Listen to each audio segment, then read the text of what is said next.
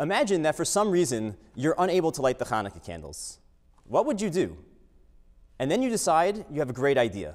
You put on your winter coat, the wool hat, you walk outside, and when you see your neighbor's flickering menorah lights shining in their window, you stop and you recite the bracha, She'asa nisim la'avoseinu bayamim hahem bazman hazeh.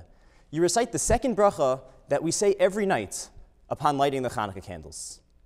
You know, if you did that, you'd be doing exactly what the Gemara suggests one should do in that situation.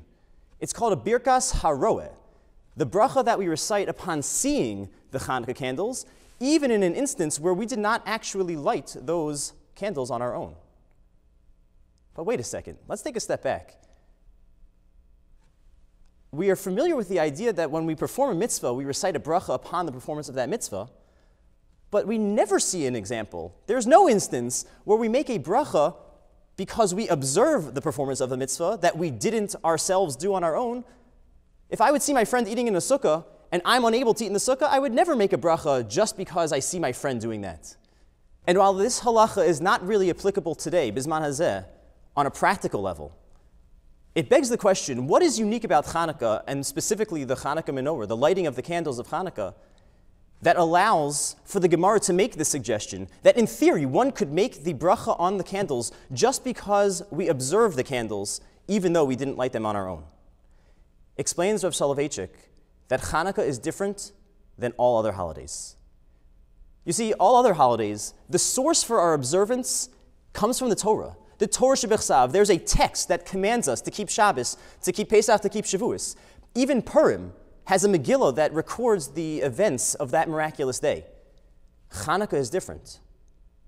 Hanukkah, says the Rav, is the holiday of our Mesorah. It's the holiday of Torah Sheba'al Peh. There is no normative text that commands us to keep Hanukkah or records the events of that day. And so Hanukkah, the essence of that day, is that it champions our Mesorah, our oral tradition, and it exists only in that context. And therefore, when I look upon the Hanukkah candles, so I don't just see a mitzvah, an opportunity to perform a mitzvah, to light the candle.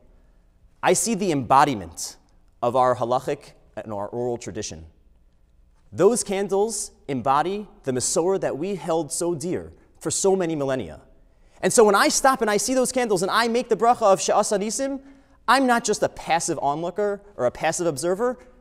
I'm taking the time and I'm actively receiving that Mesorah, acknowledging my place in our tradition as part of the transmission of that holy Torah. And so that's not a passive role, that's an active role. That's an action that requires a bracha. May we all merit a Chag Sameach.